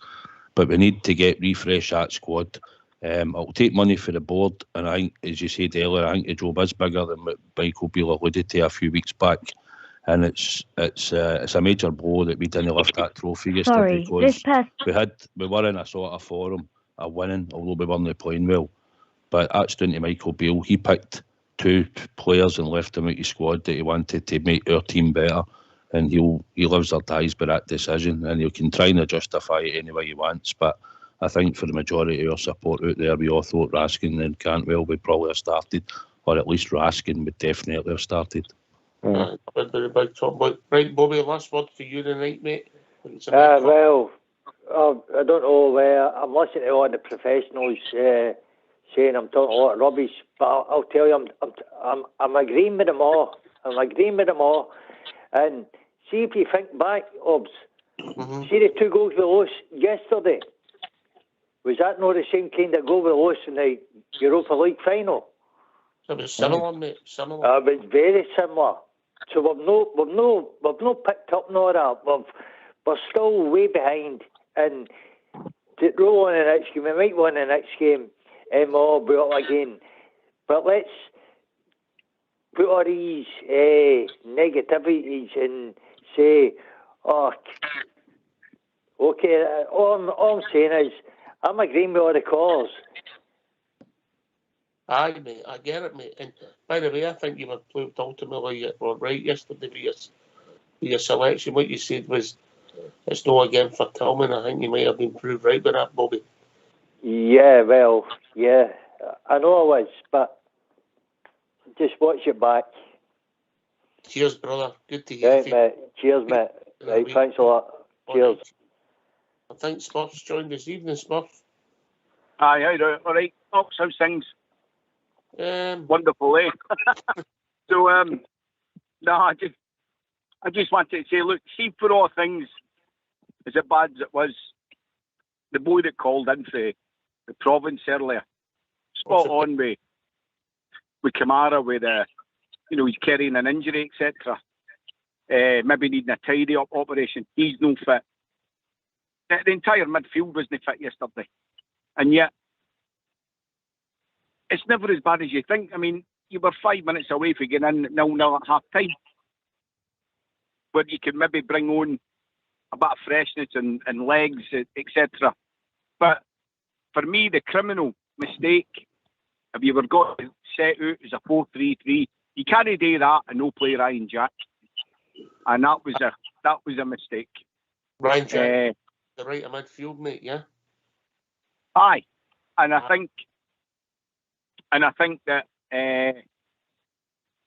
we've all got the benefit of retrospect. We're no privy to who's fit, who's no fit, whatever. I do agree. If everybody was fit, I wouldn't have played Raskin, because we've seen it. We've seen it with the late great Fernando Rickson. He had a great care for us, and he's that Old Firm game when he get roasted.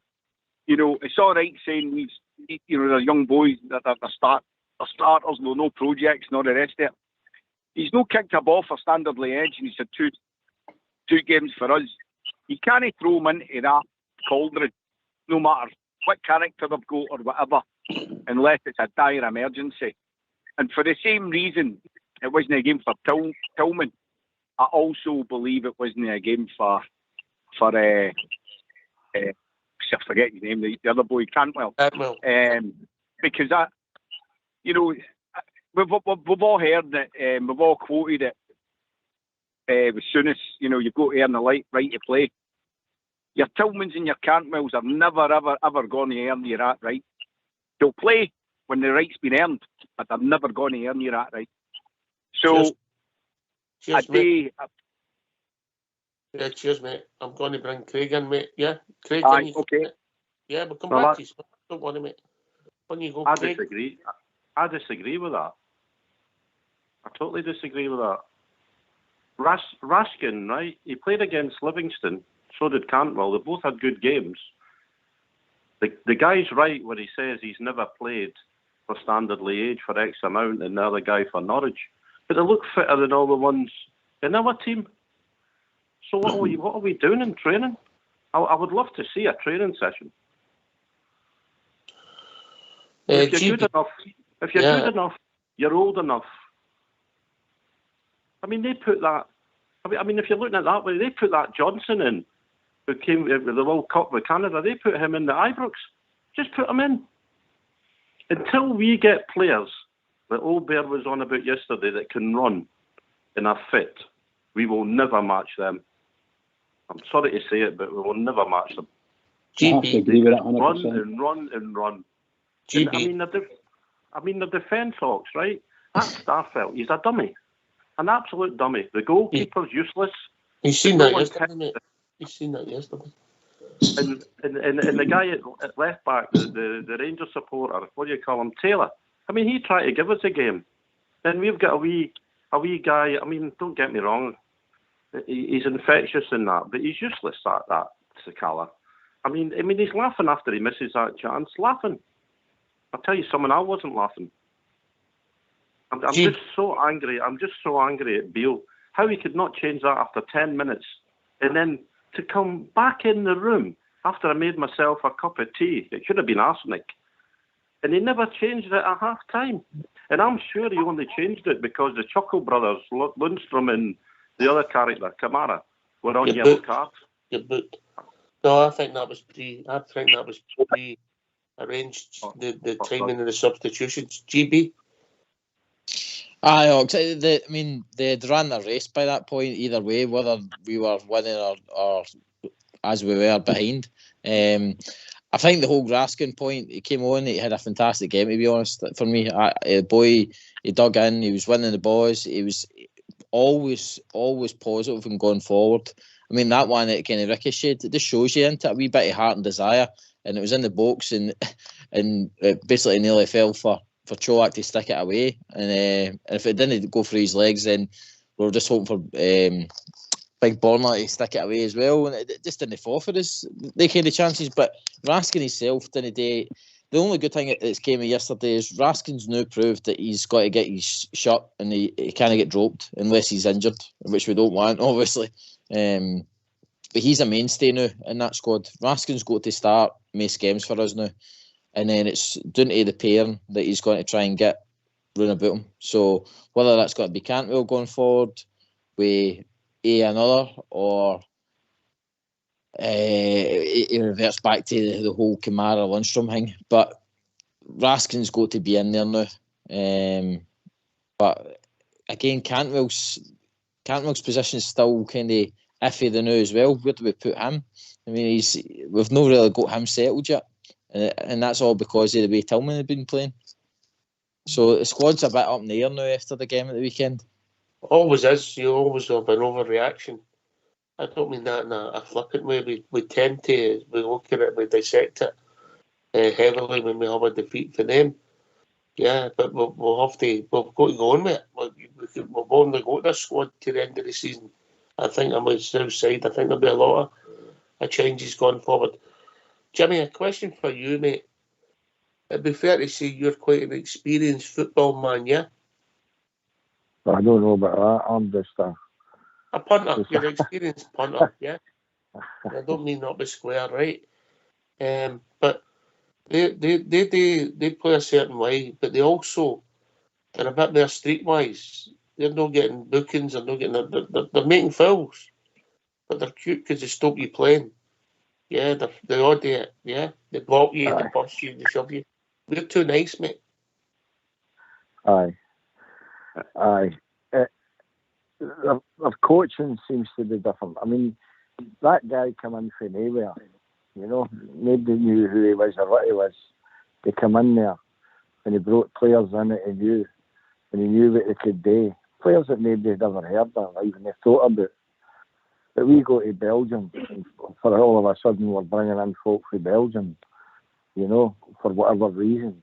I think it's because it's a commercial mob that's sourcing our players as opposed to the manager.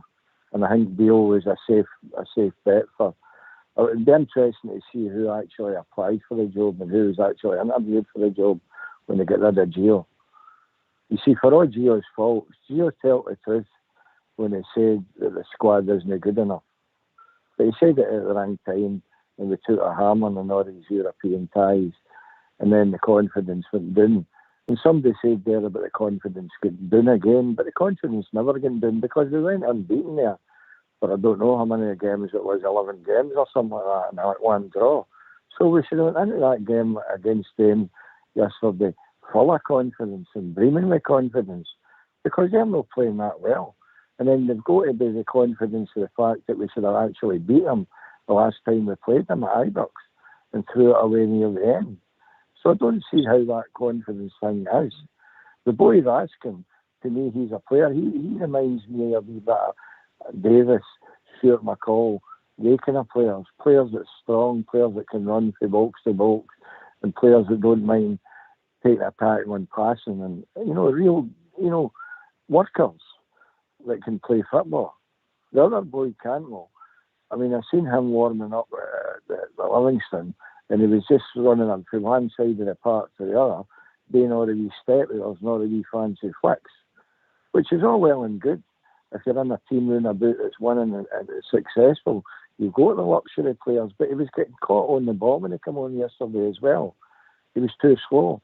There was people coming up from behind him and taking the ball off him, But he is a football player. But he's got to pick, he's got to learn what it's all about up here. And he's probably right, no starting him against the Celtic, but I would have certainly started Raskin. And the likes of, Raskin and Ryan Jack, they two would have been ideal in the same midfield. But people will bite and people that can play football.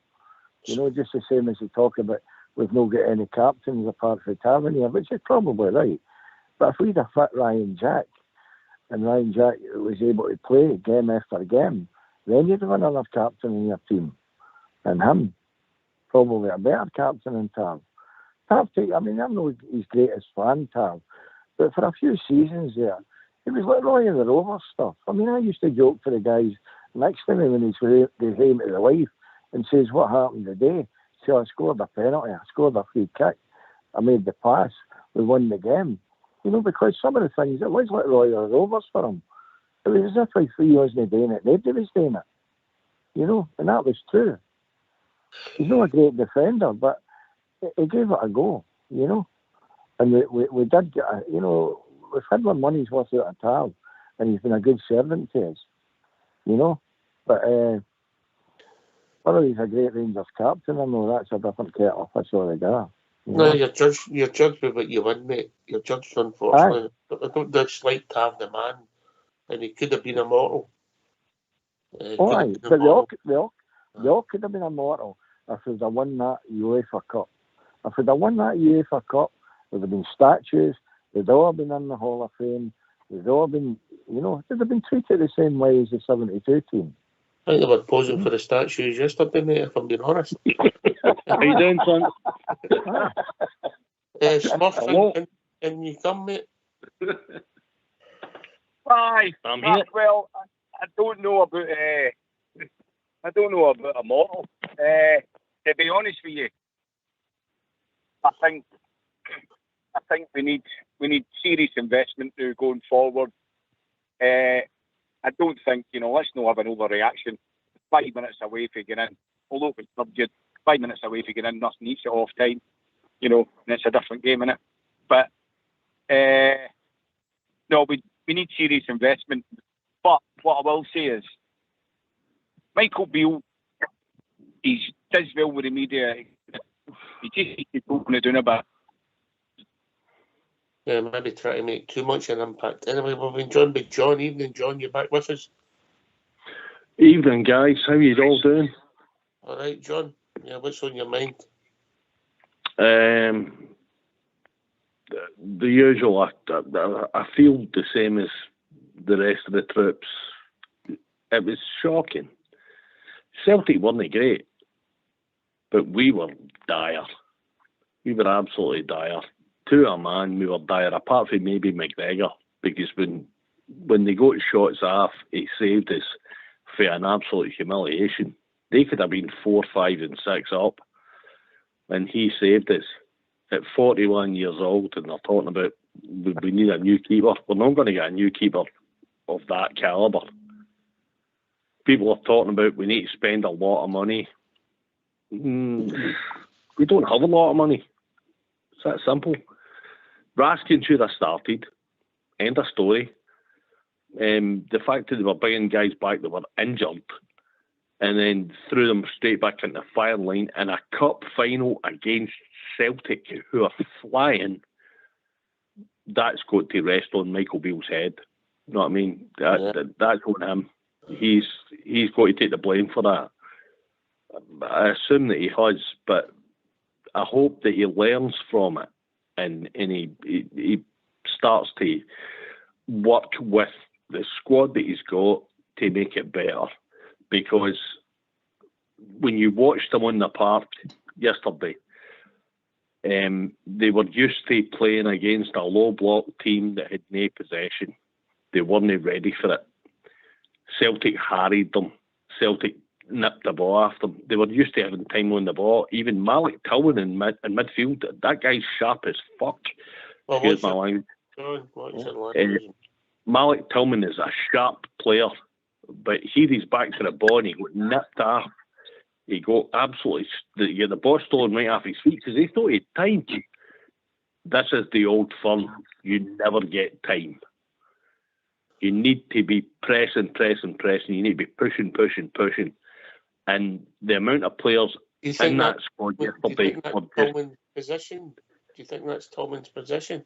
Right midfield, mate? No. I think, to be honest, he's given too much freedom to too many players. Walter Smith would never have done that. Walter Smith would have said, right, old firm, you're playing here, you're playing there, you're playing this, you're playing that. You're going to shut this guy down and move when you have to. There's way too much freedom in that squad, and you've got to remember, Ange Postecoglou is a weathered manager who's won things everywhere he's been. Michael Beale's a rookie manager. This is his first season as a manager. Forget QPR. This is his first season as a manager. This he's green. Yeah, well, Todd Cantwell, Nicholas Raskin, who you're going to play, who you're not going to play. You know, he's still trying to figure out what he's doing. And to a certain extent, I gave him the ground to do that. But not in a cup final. In a cup final, what he did was he thought, these are the guys that are going to deliver. He brought back in guys that were literally just half injury, and that was a bad move. Raskin no starting was a bad move. You know, there's a thread here. There's a half time. Half time. He didn't change it at half time. Yeah, I'll cut across you, John. Southside, there's a thread here. Aye, well, the decision falls on his head. I mean, he's in the door. He doesn't want to get after a bad start. We never beat them at Ibrox, and now we've got a visit there, so that needs to improve. But in the cup final, it's a one-half game where we had no played well in games. We've hardly really played any decent games since he's come in, but we've got the results, got a bit of confidence back. We had a bit of shape and a wee bit of style. We knew what we were doing or what we were trying to do.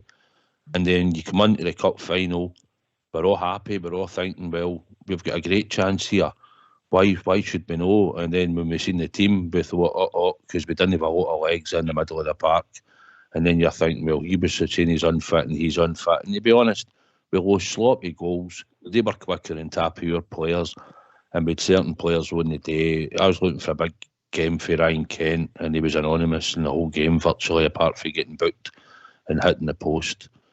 I mean, he contributed nothing. You can talk about other players, Hingway, but he was a creative player on the park for us and didn't create. And let's be honest, he's got Michael Beale, if he wants to keep his job, because as we said, we've been rebuilding since Steven Gerrard came in. Well, across the city, they're picking up trophies. We can't afford another season or 2 seasons with nothing here and say, we're still rebuilding. He has to be ready to go next season when this league starts. And we've still got a Scottish Cup to compete for now, which is more important. And we've got to lay a marker down to them when we play them. That's what he's going to be judged on now going forward, in my opinion. Man, the recruitment staff, I mean, the guys, they'll get flack as well, mate. Rightly or wrongly, we don't know who's the final say in the recruitment. In the recruitment side? Aye. Well, obviously with decisions going forward, we just need more players in the type of asking, as Jimmy said. Fast forward players, quick, strong, and got a good level of football about them. If we can get a few of them in our team, then we can start to see a real Rangers team. I think you could have played the B team yesterday and you would have got a worse result. Well, things have changed. Even they mentioned it on Friday, but we didn't get a great performance out for girls' team neither. You know, so there's really don't know what's going on there. But anyway, yeah, Craig, right? You've got 2 positions that you have to sort. What's your first 2 positions you're sorting, mate? I'm putting you on two. No, just 2 to start with. Yeah, you've got to sort them. Oh, good grief. Well, we've got a central midfield player in Raskin now, which we've been crying out for, but we've not seen much of him. But what I've seen of him, he looks the business. I can't wait till Lawrence comes back and gets on the left. Kent can go tomorrow, as far as I'm concerned. I wouldn't give him £5 a week, never mind what he's asking for. Morelos can go. So, out and out striker, like a Nisbet or someone like that can move. Kolak is a goal scorer, like somebody was saying today, earlier, that he just seems like the forgotten man under Beale. I know he was injured and then he's come back, but he's not really getting a chance. And now what he's doing is he's trying to do Morelos' job, and he can't do Morelos' job. Oh, he's a Chris Boyd, Ali McCoist, and I think he would be great with two up front or somebody near him. We need a goalkeeper. So I would say that was the first one. And a big dominant centre-half. We should never have let Balogun and what do you call him, the Katic. Should never have let him go. Because one thing about him, right, and I mean, I know it's all football and centre-halves and that, but you want your centre-half to defend. Both Balogun and Katic could head a ball out the box. Every corner and every cross that comes into that box, I'm pooed myself, honestly. So your priorities is the first two you're going to sign is a goalkeeper and a central midfielder, yeah? No. Got Raskin there, centre half, dominant centre half. Suter would probably be the answer, but he's always injured. I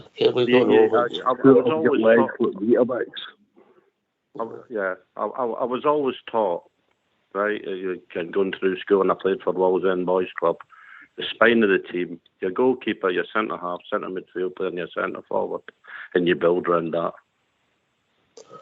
Centre-halves are easy to find south side, they're not very clever. Bridgeman?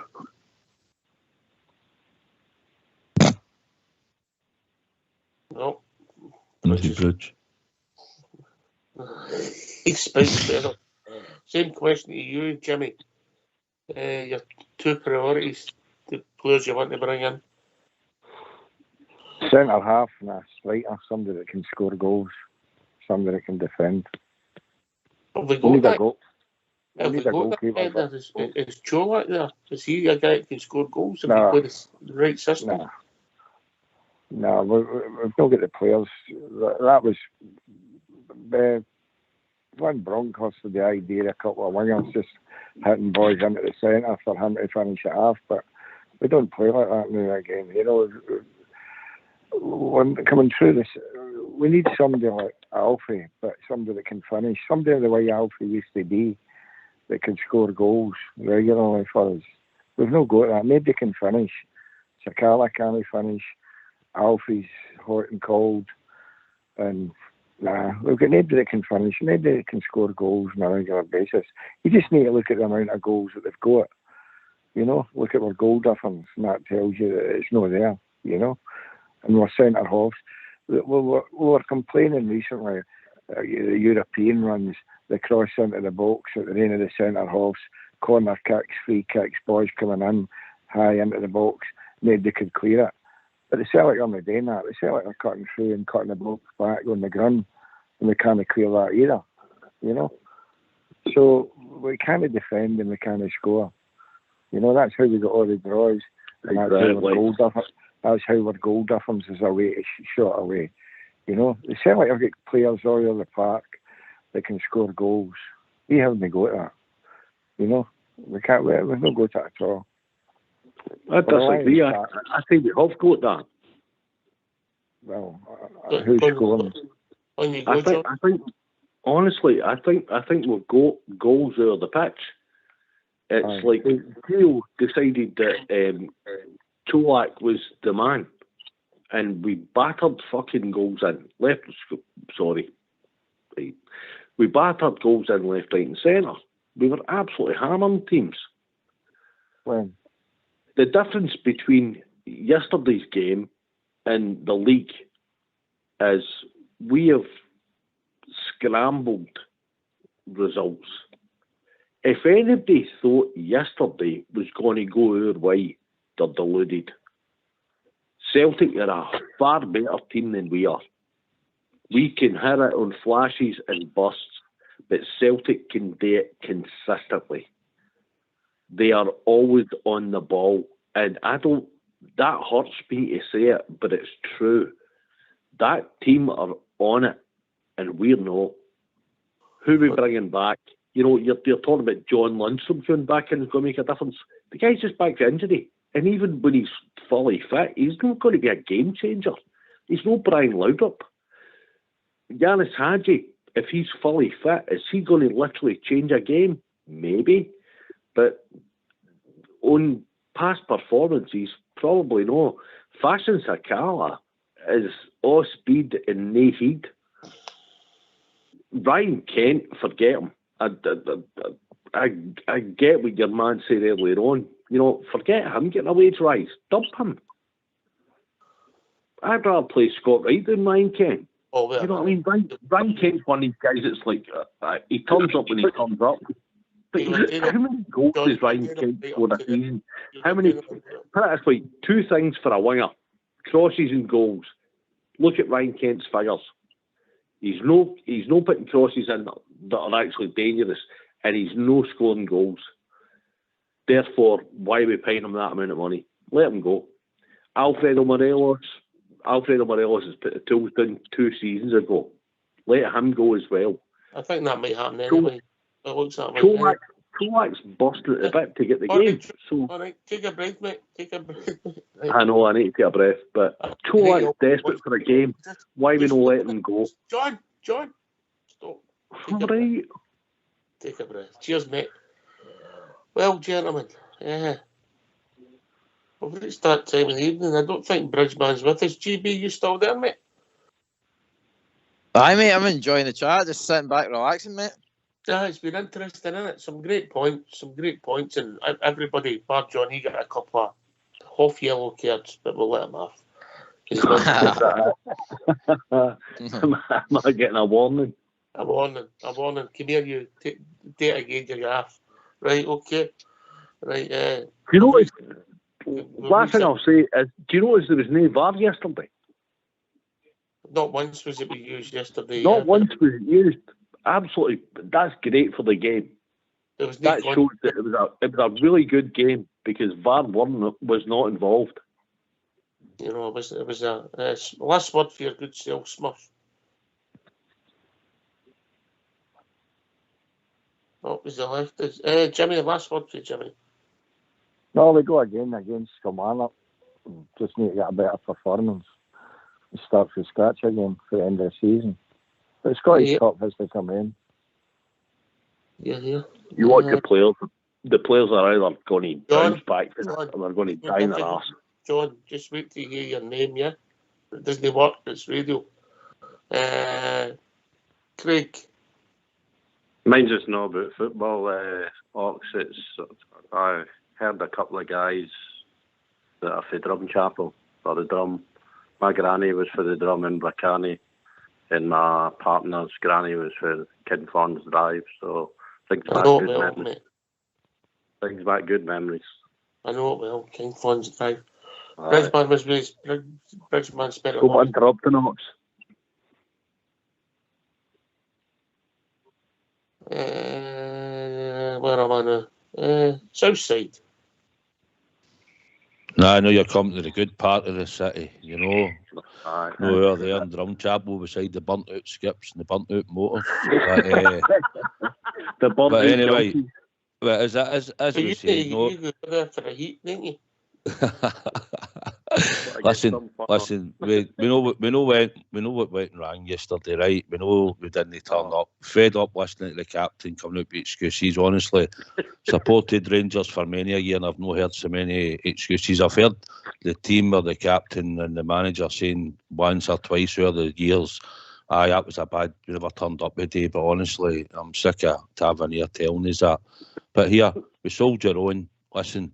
We've still got a Scottish Cup to go for, and we've got the pride, the support to play for.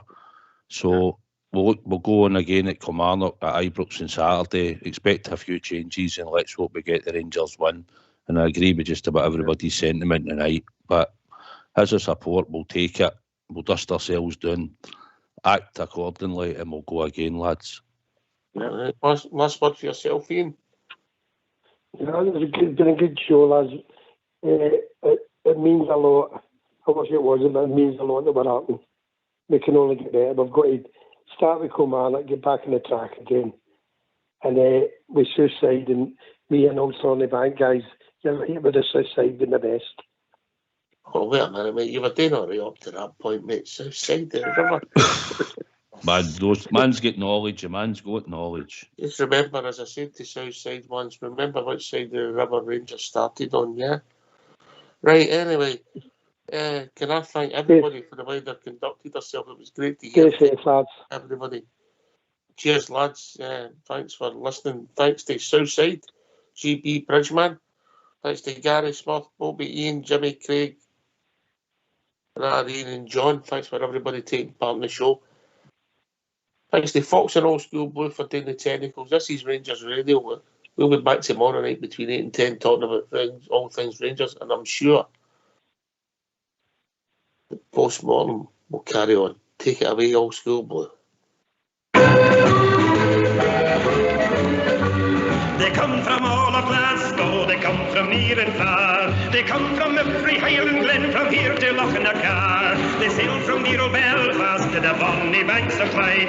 They gather round to Timeless Park and loudly sing with pride. Oh yes, R-E-N-G-E-N-R-N-S. In case you didn't catch it, friend, I'll set your mind at rest. Oh yes, R-E-N-G-E-N-R-N-S.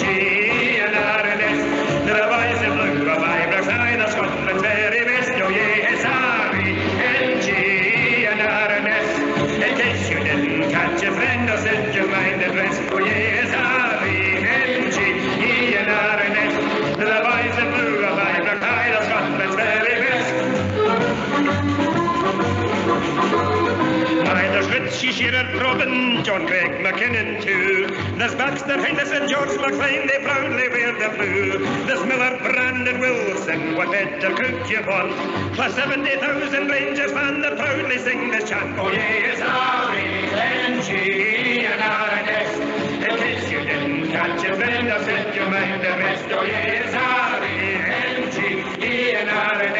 The boys in blue of Ibrox, aye, the Scotland's very best.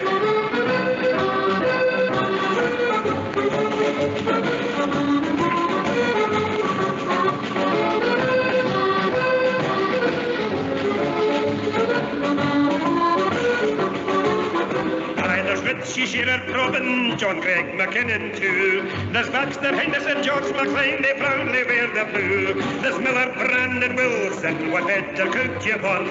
Plus 70,000 Rangers fans that proudly sing this chant. Oh yes, R-E-N-G-E-N-R-N-S.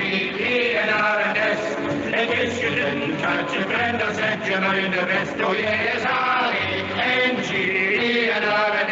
The boys in blue of Ibrox, aye, the Scotland's very best. The boys in blue of Ibrox, aye, the Scotland's